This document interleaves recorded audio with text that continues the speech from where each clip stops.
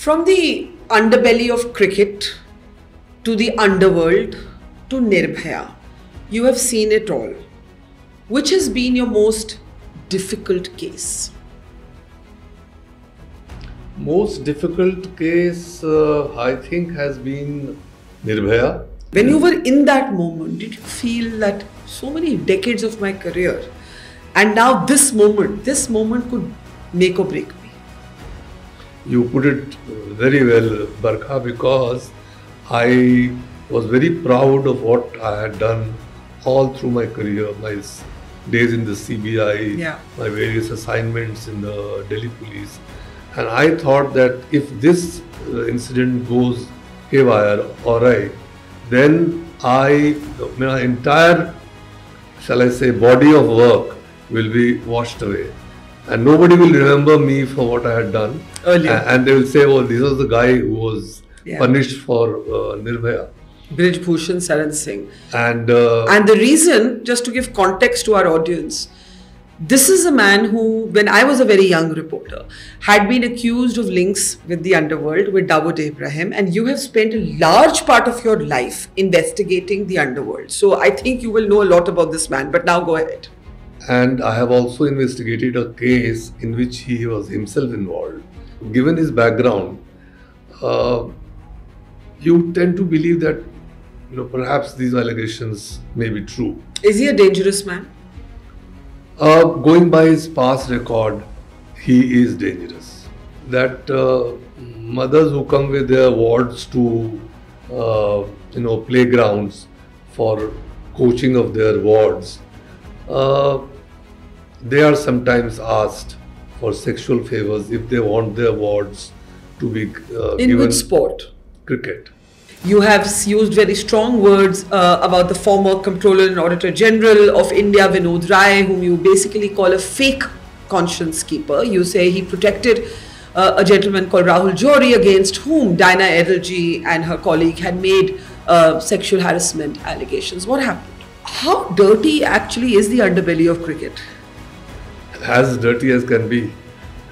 So the 2013 spot fixing case during IPL 6, as you know, was traced back to none other than Mr. Dawood Ibrahim. So, you're a police officer. You have been, the whole country, this is India's most wanted gangster. अब आप उनके साथ phone पे हैं, आप पहले 4 words क्या बोलते हो? आप अपनी बात कीजिए. आपने मनीष को कहा है कि आप मुझसे बात करना चाहते हैं, शायद आप वापस आना चाहते हैं. He said, हाँ, मैं वापस तो आना चाहता हूँ. Former captain Mr. Virat Kohli's father was asked for money for him to be selected to a junior team, Delhi team. He was asked for 20 lakhs.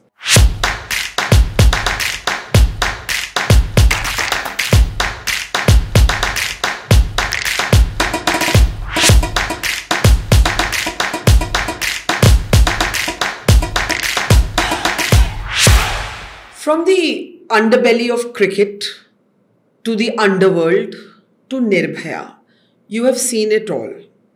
Which has been your most difficult case? Most difficult case, I think, has been Nirbhaya. Although the difficulty level of tracking it was not as much as some of the other cases that I've handled. But the overall situation has been the most trying and the most challenging.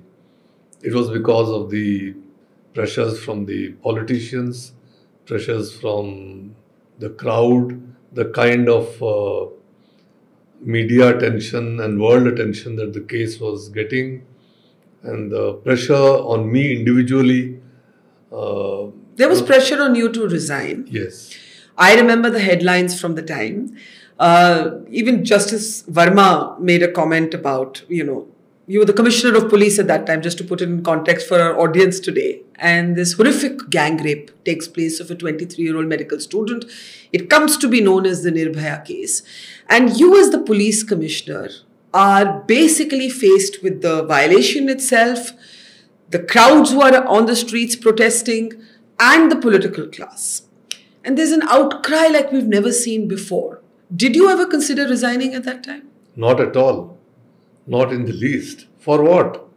there is a horrific case every second week in Delhi. For instance, recently there has been such a horrific case in North Delhi. Of the multiple stabbings of a young minor girl. Yes. Then is it a reflection on the police? I think it's a reflection on the society, on the man who has committed that murder, on the crowd that had gathered there.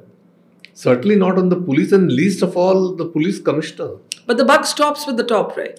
No, the buck may stop, but it doesn't mean that the top should quit, should run away from the situation. Did the chief minister at the time, who was Sheila Dikshit, she was the chief minister, but the police commissioner of Delhi, of course, doesn't report to the chief minister, you report to the home ministry. Did either the home minister or the chief minister ask you to quit? Not personally. But through messengers? No.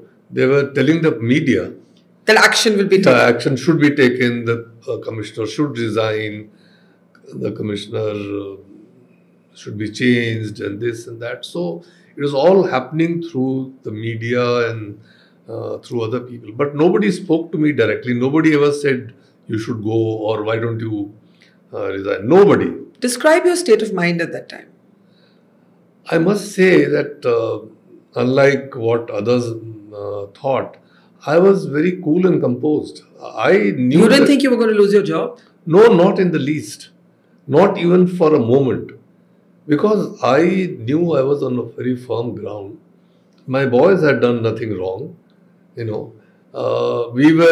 had already made a breakthrough in the investigation within less than 24 hours. It happened at 10 p.m. on the 12th of December. 16th of December. And on the 17th at about 3 or 4 p.m., we had the first, culprit in our net, who was Ram Singh, the driver. And we already knew what had happened.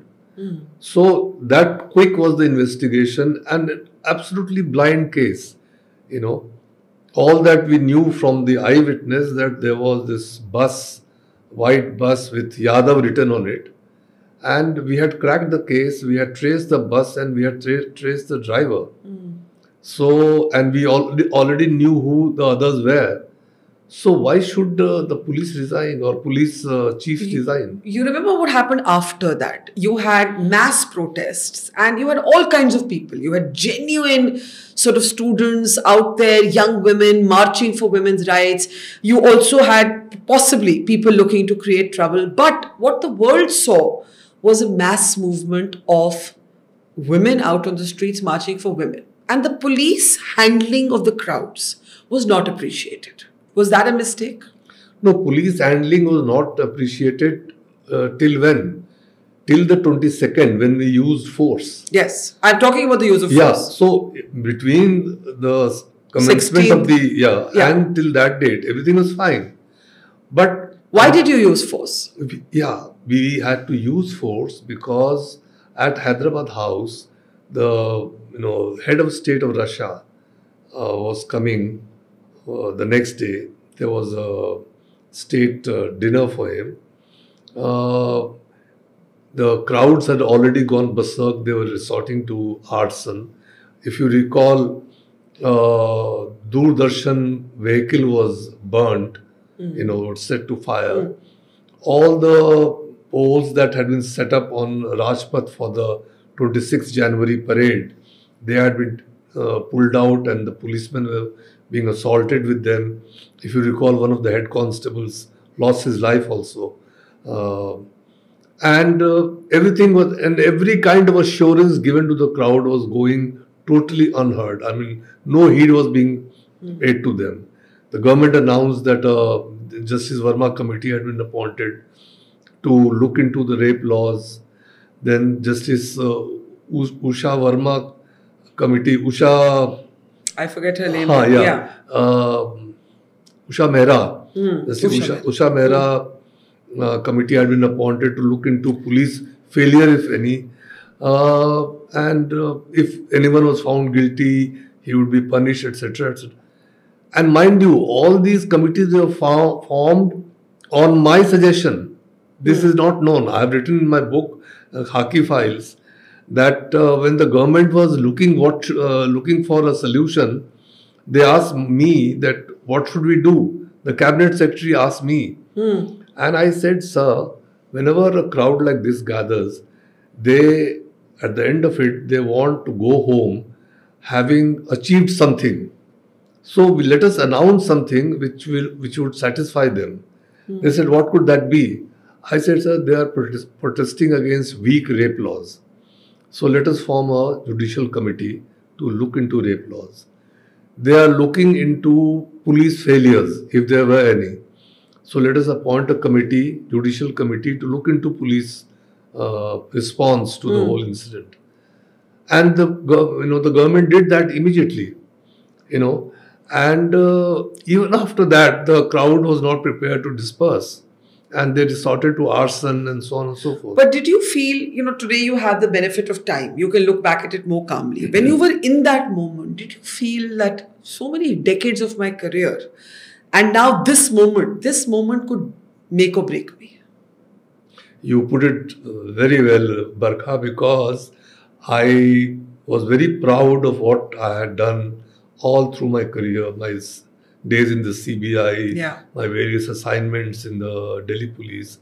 And I thought that if this incident goes haywire, awry, then my entire, shall I say, body of work will be washed away. And nobody will remember me for what I had done. Earlier. And they will say, oh, this was the guy who was punished for Nirbhaya. Yeah. So to that extent, I was very worried. But when everything failed, and mind you, I have no hesitation in telling you that the order to use force was mine and mine alone. I was observing everything from the control room, from our communication room, where I could see visuals of what was happening. And I gave the orders that now resort to force, disperse the crowd, use water cannon, now use tear gas shells, now cane charge and disperse at any cost. Short of using firing, do everything to disperse the crowd. It was my decision. I have no. And do you look back at it with any? No, none whatsoever, because we were left with no option.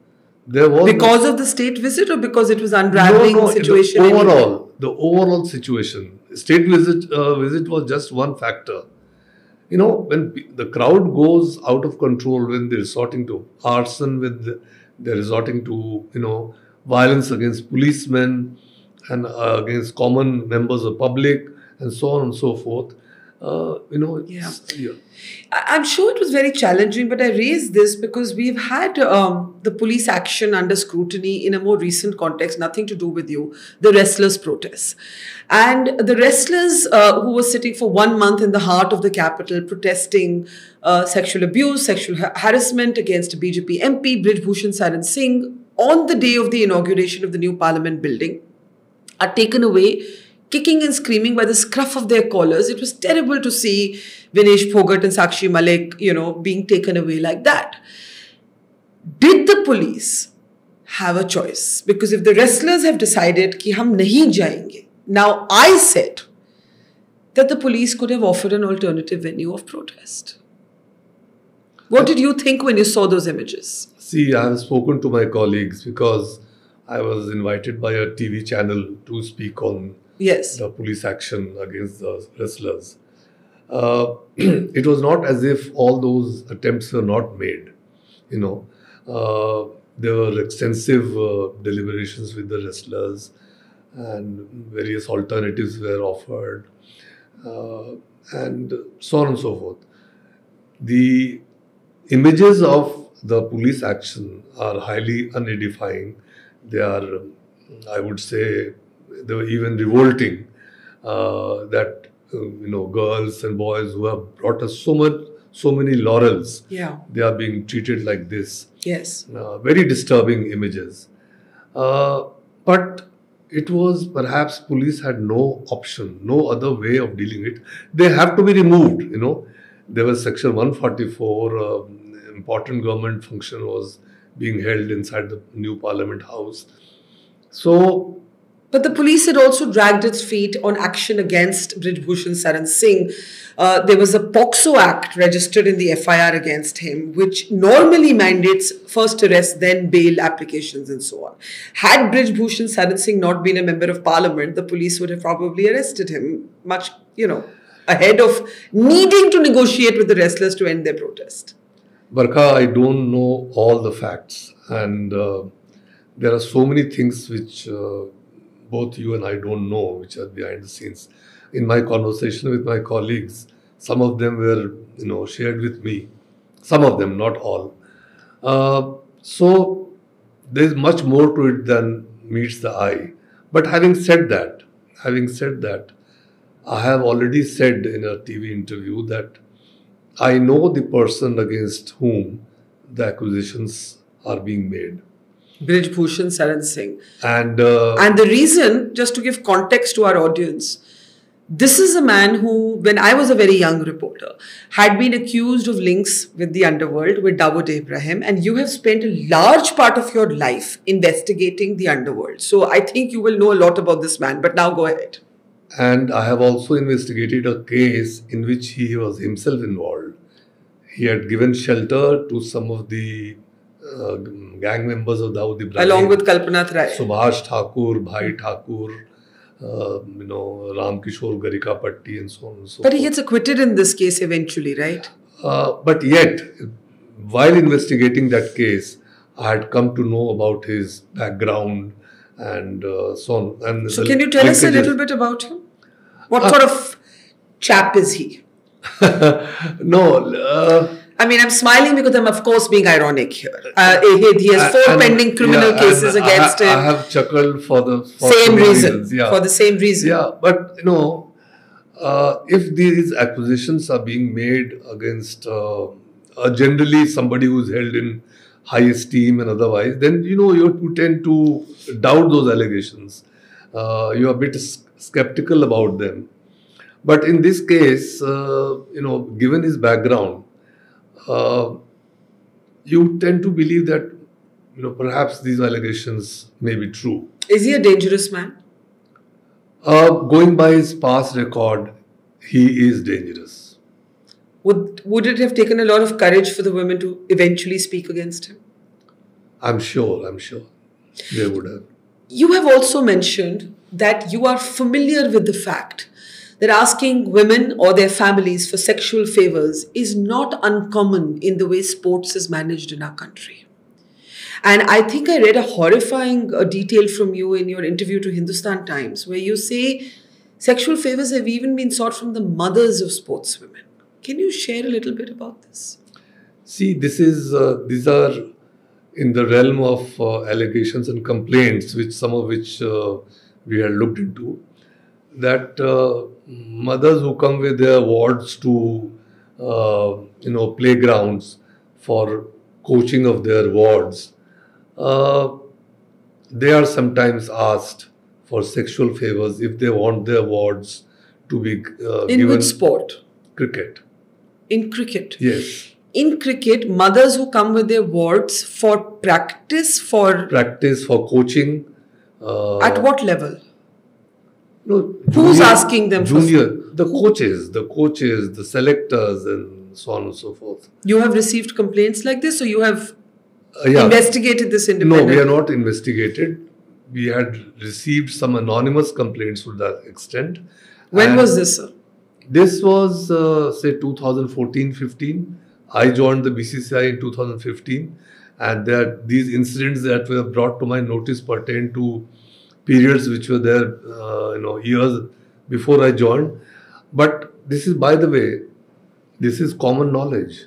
This is not something very, common knowledge. It is common knowledge that mothers of aspiring cricketers are asked by selectors or coaches for sexual favours. At some coaching academies, at some cricket grounds. Who's accountable for this? Of course, the people who are managing that academy or those premises. No, what I'm trying to understand is does this go back to the Board of Cricket Control? Does this go back to the government? Is this Are these private players? Is it all mixed up?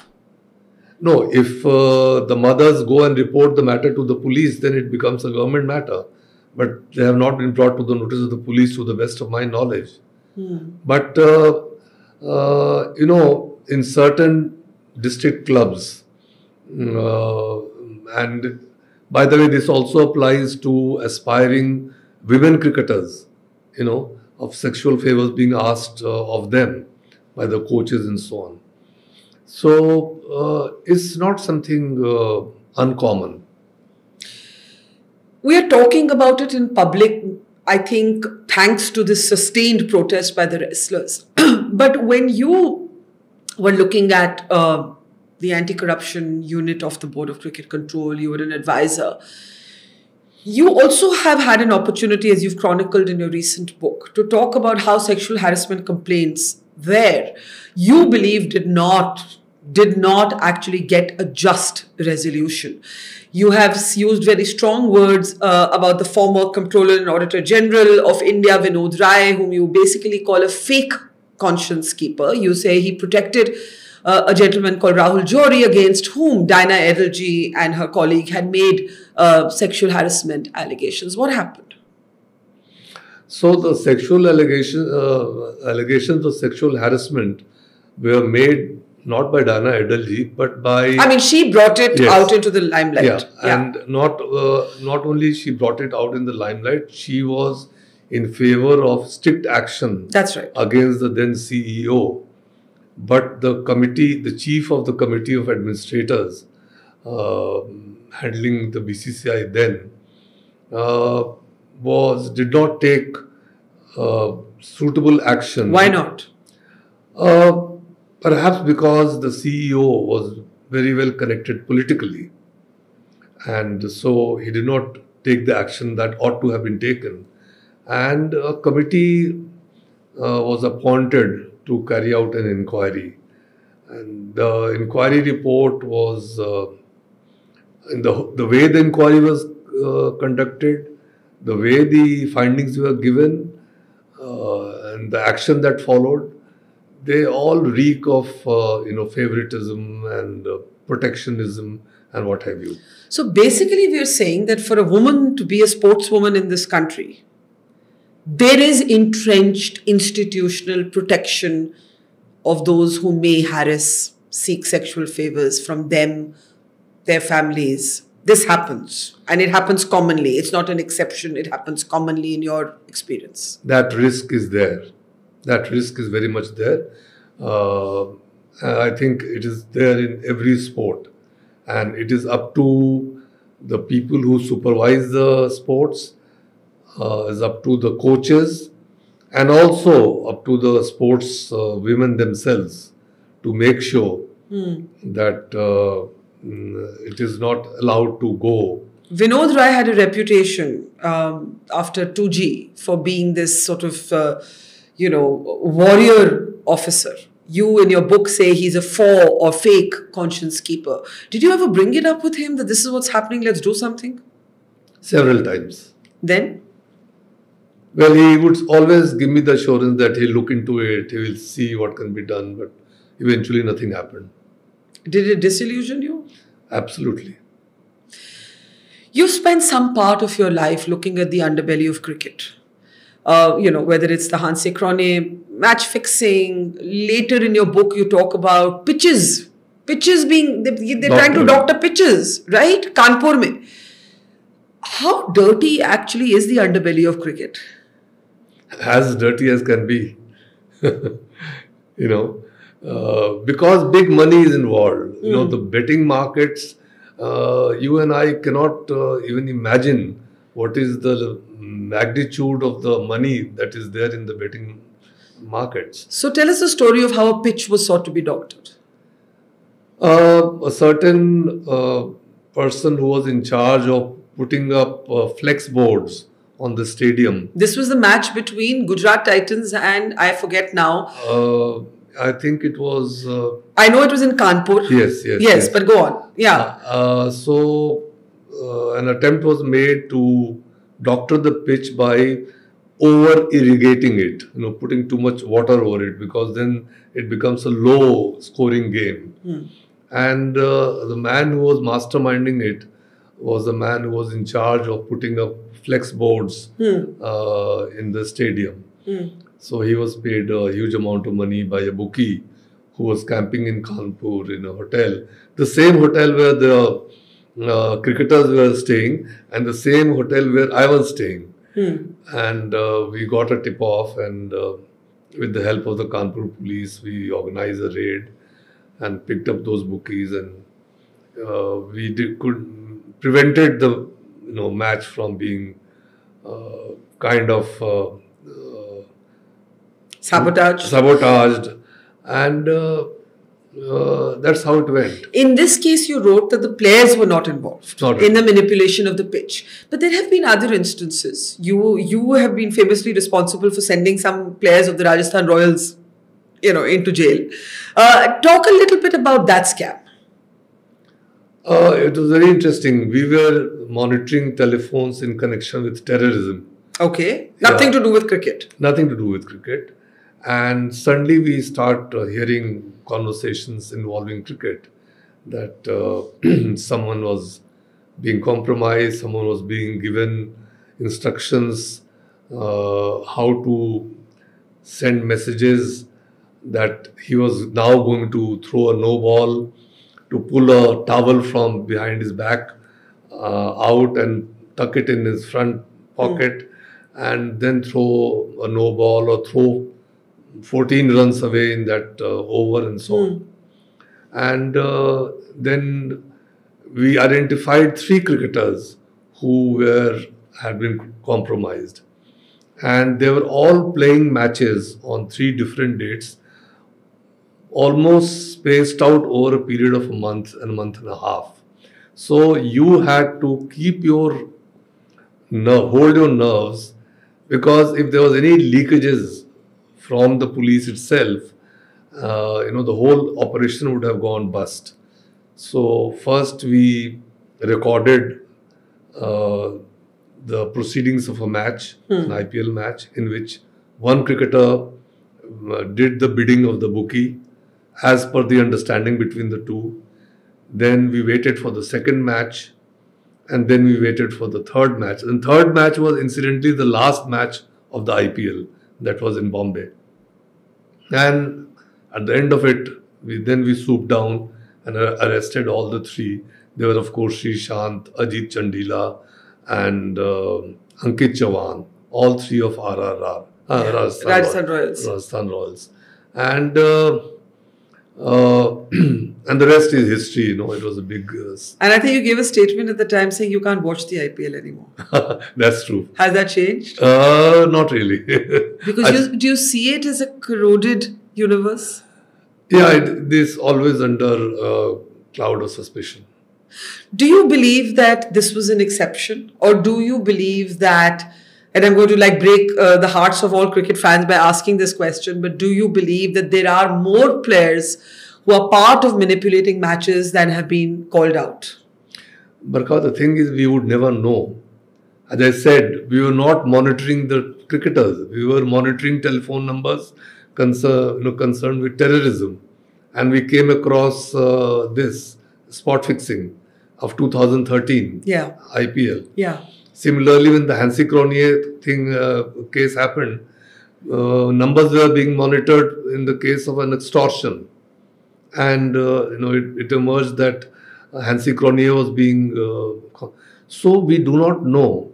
It is not as if all cricket matches and all cricketers are under surveillance, and it can be said established, and it can be said with confidence that everything is kosher. You do not know. But you've become a cynic about cricket. Yes. Because you think the money riding is too high. Too high, and But who is controlling the cricket mafia? If there is, when I say cricket mafia, I mean the mafia of the underbelly, which is doctoring pitches, which is asking for matches to be manipulated. Are these bookies? Is this someone more powerful? Like when you look at Rajasthan Royals, where did you trace it back to?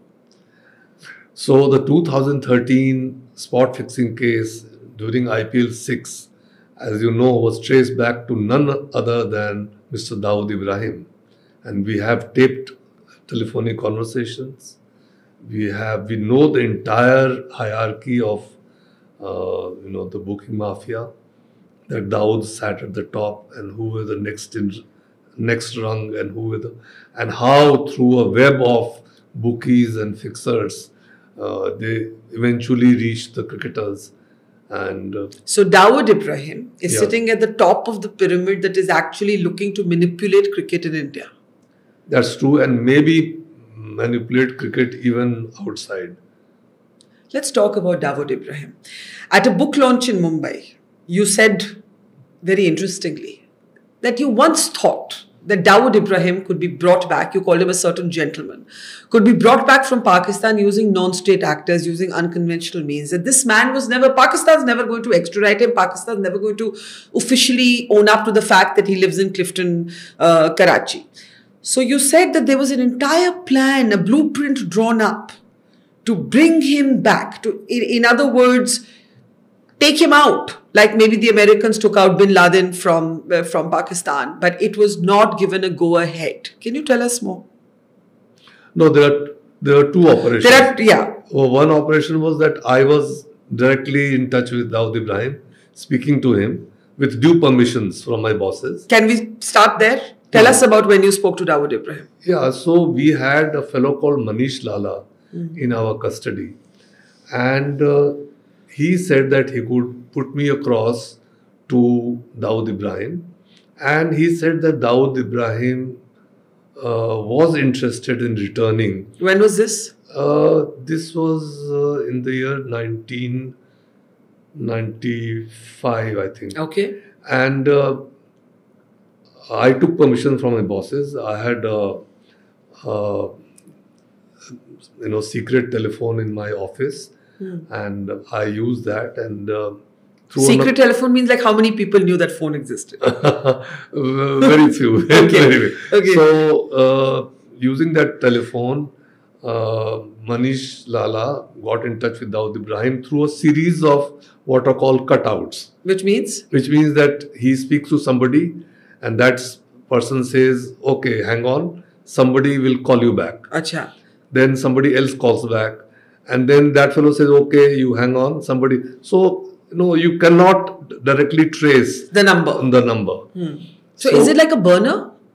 Sorry? Is it like a burner phone? Yes. Okay, then? And then finally he spoke to Dawood Ibrahim, and he told him that, well, I'm in the custody of Mr. So-and-so, and he looks like a very reasonable person.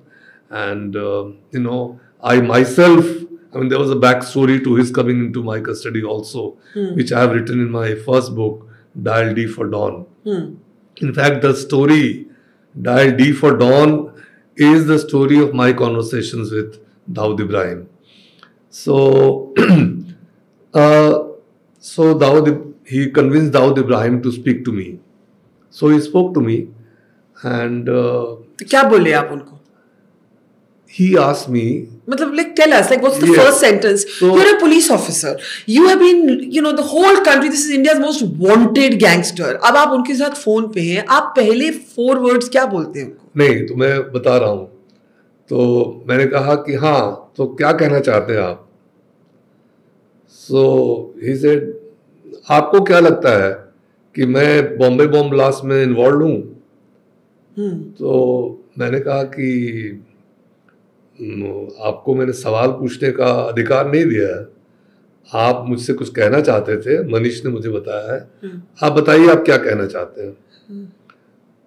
So then he cooled down a bit, and then he said, नहीं देखिए, अगर मुझे करना होता तो मुझे कहीं बाहर के लड़के नहीं भेजने पड़ते. मेरे तो अपने लड़के ऑलरेडी बॉम्बे में हैं, और ये है वो है, मेरा अपना इंफ्रास्ट्रक्चर है.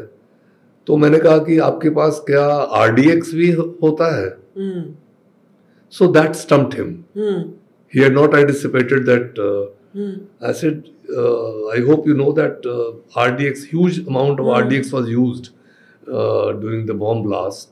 So you mean to say that you keep RDX, you and your boys keep RDX in Bombay as a matter of routine?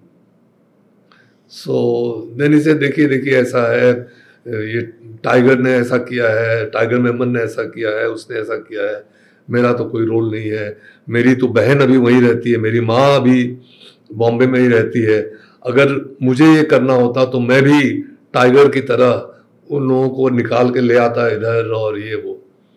सो ऐसे देखिए, उनकी बात मत कीजिए, आप अपनी बात कीजिए। आपने मनीष को कहा है कि आप मुझसे बात करना चाहते हैं, शायद आप वापस आना चाहते हैं। इधर हाँ, मैं वापस तो आना चाहता हूँ, लेकिन मेरी कुछ शर्तें हैं। तो मैंने कहा बताइए क्या शर्तें हैं। तो उसने कहा कि देखिए, मुझे एक तो सिर्फ बॉम्बे बॉम्ब ब्लास्ट में आप ट्राई करेंगे, मेरा ट्रायल और केसेस में नहीं होगा। जो बॉम्बे पुलिस ने मेरे खिलाफ झूठे बड़े सारे मुकदमे बना रखे हैं, वो नहीं चलेंगे। पहली शर्त ये है। दूसरी शर्त है कि मुझे हाउस अरेस्ट में रखा जाएगा, जेल में जाएंगे। हाँ। और तीसरी शर्त यह है कि आप मुझे खुद लेने आएंगे। अच्छा। हाँ, तो then I was keeping my bosses in the picture. हाँ, और ये सारा कॉन्वर्सेशन एक बारी में हुआ कि काफी सारे? नहीं, over in three installments. Okay. So this was the last installment. अच्छा। सो ऐसे, अच्छा ये शर्तें हैं, ठीक है, मैं आपसे फिर बात करूंगा। And then of course I shared it with my bosses and they said, there's no question of any conditional return and we cannot agree to these conditions. But suppose he had come back and been tried in the Bombay blast case, he would have been put away for life. Yeah, बाकी दो शर्तें तो अजीब लगती है। हाँ, so that option was there. Yeah. But anyhow, the consensus was that I shall not speak to him any anymore. further. Do you think that was a mistake? Perhaps it was. Perhaps it was. It should have been, this conversation and this whole thing should have been pursued. Why do you think he wanted to come back? See, contrary to popular perception, these guys in Pakistan, they are second class, third class citizens. They are a burden on the ISI. The ISI abandons them at the drop of a hat.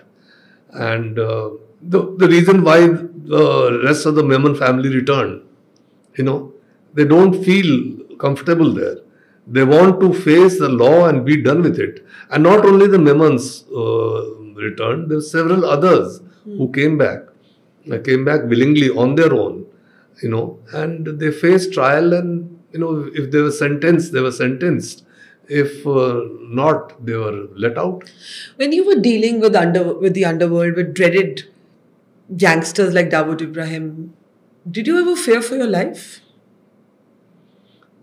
Not really. I will be very honest. My family used to be very concerned. Did you fear for their lives? Yes, for my family I was concerned. But, I have written in my book also, there is one thing which I grant to these gangsters. They treat people from law enforcement, the police, with a certain amount of deference and awe. In the sense that they know that these guys are going after us because it is their duty. There is nothing personal. There is nothing personal between Neeraj Kumar and Dawood Ibrahim. Right? So, you would rarely hear of them seeking revenge on policemen. And they will seek revenge on policemen only if the policemen have double-crossed them. कि आपने कुछ बोला, किया कुछ, या आपने दूसरे gang को कुछ इन्फॉर्मेशन दे दी, इत्यादि इत्यादि. Otherwise, they will, unlike the white-collar criminals who make it personal. For example, in your experience? In my experience, I am myself a victim of a certain income tax officer whom I booked while I was in the CBI, who is hounding me till date in the courts on all kinds of false allegations. And I still have to, defend myself in the courts of law.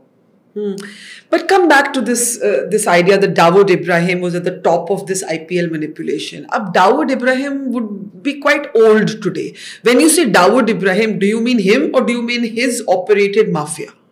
No, he is himself very fond of cricket. And he is related by marriage to Javed Miadat. Yeah, that is. I mean, even if he was not related, he has always been very fond वो of. पुरानी तस्वीरें जब हम छोटे थे ना of Dawood Ibrahim in cricket boxes outside India watching matches. Yes, मैं उतना छोटा नहीं था, मैं तो वहाँ था, शारजा में गया था एक बार. मतलब याद है मुझे वो तस्वीरें. हाँ, तो उस समय से लेकर आज तक he has always been very interested in. But what would he get out of match fixing an IPL Rajasthan Royals team? What is it in it? Like, what is this my game? God. What is the larger game? My God, I mean, it's the magnitude or the total amount of money involved. You cannot imagine. Give us a sense. Why is this such a big scam that Dawood Ibrahim, wanted for terrorism, is now involved in manipulating IPL matches in India?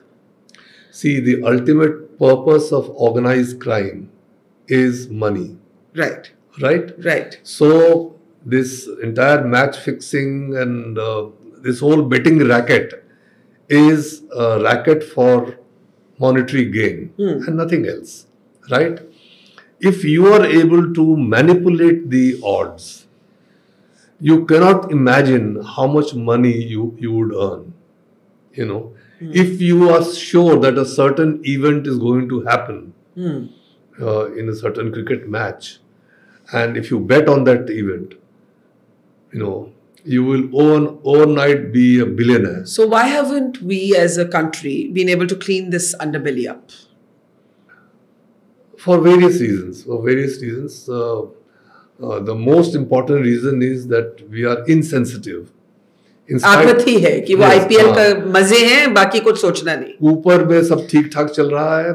The test matches are happening, the one-day internationals are happening, and most importantly, the IPL is happening. And we are raking in the moolah. अब वो नीरज कुमार साहब या ये साहब वो साहब कहते रहे करप्शन है, ये है, वो कहते रहे, किसी को फर्क नहीं पड़ता. How deep is the corruption in cricket according to you?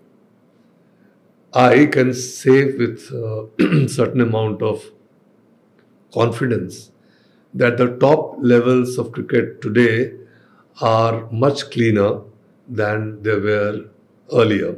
Not because people have suddenly become very honest, but because people know that if they are caught, their careers will go. Yeah. So they are very, very careful, and they then repeated education programs when they are told what to do, what not to do. That awareness was not there earlier. Before every match, everybody is gathered, and the anti-corruption officer tells them, well, I'm here to remind you for the umpteenth time that these are the do's and these are the don'ts. And I have done that myself with the greats of cricket, telling them what to do and what not to do. And this is repeated to them. And I used to tell them that this is like your muscle memory. Just like you play your shots on the nets again and again and again, so that it's almost a reflex action. Yeah. Similarly, I'm telling you this again and again because this is deeply entrenched in your muscle memory. That you, just like a flight attendant tells you that you must tie your seat belt before every flight. And sure, he says it every day. Every day. So that you are reminded again and again. And so the reason why corruption in the top echelons are relatively under control is because of these steps, but the lower levels of cricket, that is, I'm talking about the private leagues, I'm talking about the domestic matches and so on and so forth. And we talked about, sexual favors and monetary favors. I've written about the fact that even our former captain, Mr. Virat Kohli's father, was asked for money for him to be selected to a junior team, Delhi team. He was asked for 20 lakhs, which Virat asked by whom? By the selectors. He has himself revealed it in an interview. It's not something that... Imagine. Aap sochiye. Haan.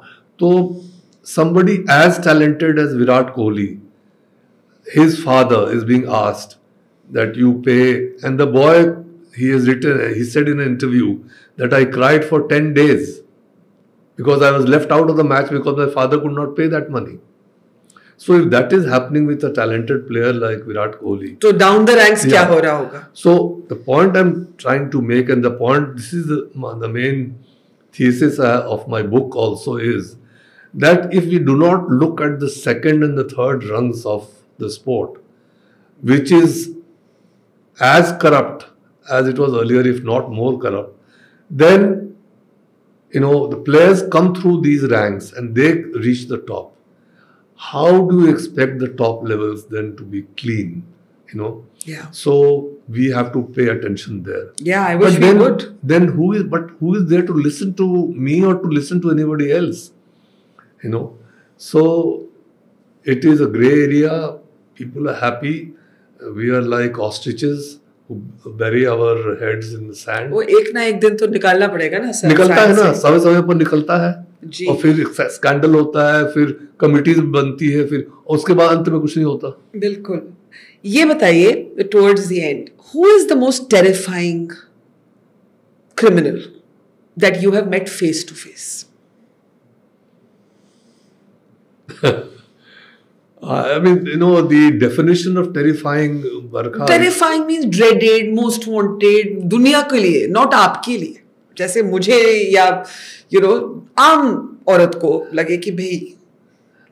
देखो, मेरा ख्याल तो ये है कि जो हमारी आम धारणा है कि जो गैंगस्टर्स होते हैं, जैसे पिक्चर्स में जैसे दिखता है कि एक पुलिस अफसर होता है, एक अंडरवर्ल्ड का डॉन होता है. Is it like that? You've had some parts of your life adapted into, cinematic representations. Is it authentic? Matlab, in your own experience, when you've been in those situations, how does it actually play out? See, I have been face to face with a gangster from the Mumbai underworld called Salim Kutta, who was standing across a counter in a shop in Nepal. And I had been forewarned that he is always armed. I have been face to face with the killer of Sardar Beyan Singh, the former Chief Minister of Punjab.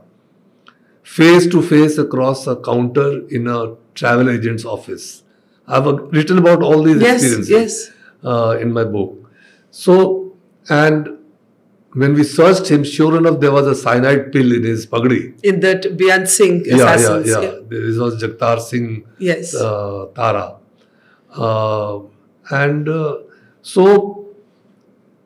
But my experience, Barkha, will disappoint you actually. These dreaded criminals are I found them far more humane. You are aware I brought Aftab Ansari from Dubai and we traveled in the same aircraft, special aircraft, sitting face to face. You talk to them, they will look so humane. Meaning that you won't know, अगर आपको पता नहीं होता तो आप सोचते हैं कि you can even have coffee with them in a restaurant, and you will not realize that he is a gangster. He has attacked the American center and he was capable of doing all kinds of... I want to tell your viewers that it is the white collar criminals who are far more dangerous in every which way. But what has been your most dramatic encounter? There have been several, 4-5 cases in which I went through that aha moment, So I said, oh my God, this is the ultimate of... For a police officer. For a moment of elation. Yeah, what were those moments? And it was always, there were all these moments were at the end of very challenging cases where the difficulty quotient of the operation was very, very high. One was, of course, the Memons. Bringing the Memons from Dubai, first tracing them, then they are being chased by the ISI, hoodwinking the ISI, putting the logistics together. How did you hoodwink the ISI? ये कहानी बताइए, ये एक कहानी तो बताइए. See, the man we had sent to trace the Memons was a member of the Memon family itself. और वो क्यों माना? वो माना because Yaqub, who was in our custody, convinced him that he should go. Otherwise, they would be done away with by the ISI. So he went, he traced them. But after tracing them, he found that wherever he would go, he was being followed. By the ISI? By the ISI. By a group of people who we assume were the ISI. Yeah, ISI. So he was changing hotels. And it was an operation between him and me on phone. And mind you, those were not the days of mobile phones and so on.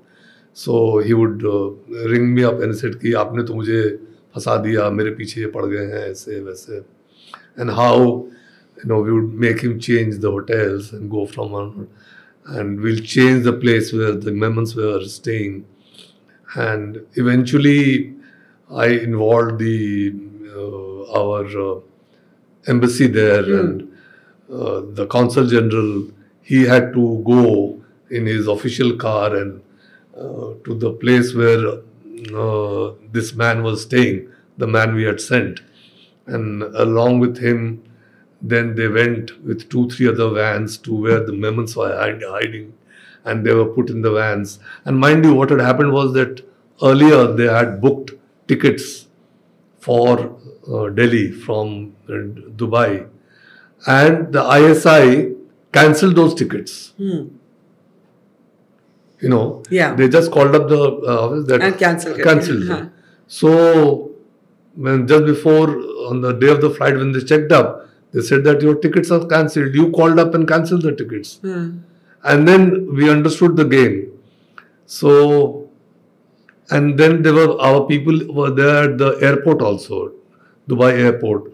They said that the ISI is here in full strength. They are, keeping an eye. So what we did was that I told the consul general that you pretend that you're going to Dubai airport, and there is a point, because I had traveled there frequently, so I knew that there was a point from where you could detour to Sharjah. So I had made parallel bookings for them from Sharjah. There were bookings in Dubai and there were bookings in Sharjah. And the bookings in Sharjah did not have any names. They just had a PNR number. One PNR number for all of them. So the ISI guys saw in the flight manifest that they are booked there. So they were waiting for them at the airport. So the carcade moved. After a point, they stopped pursuing the carcade because they knew that eventually they'll go to they had already tied up with the Dubai authorities to stop them.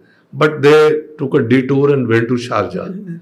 And then they flew out of Sharjah and they couldn't do a thing about it. Yeah, amazing. So it was an amazing thing, I had spent several sleepless nights. Whole lot of effort had gone into that operation. Human beings were involved. A newborn child was involved. So the difficulty level of that operation was very, very high. Yeah.